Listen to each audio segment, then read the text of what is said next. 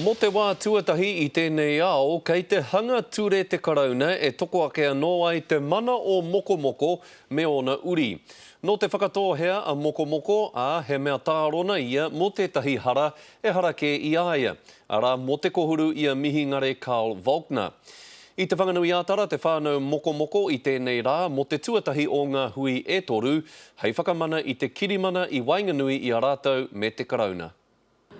Ko tahirau whātekau mā rimatau I muri mai, kua tata ea te whawhai a te whānau mokomoko. E ahoko te mamaitanga e pāna ki te kāwana, ki te karauna. Kei rere anō te mamaitanga e pāna ki tā mātou iwi tunu.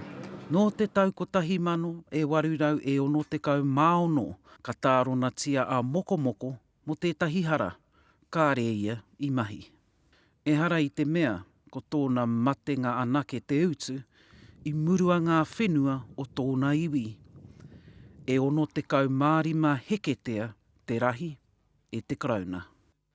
Kene whakamā,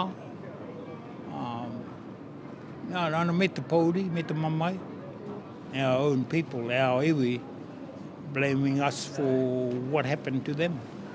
Mo te wā tuatahi, kua whakae te karauna me whakamana I tētahi ture. Hei hiki anō I te mana o mokomoko me ānauri.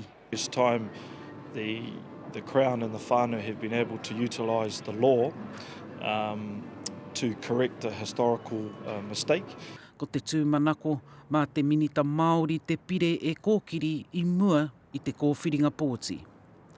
Heoi I te āhua nei, hei tērā taurā nō ka tū te pānuitanga tuatahi o te pire.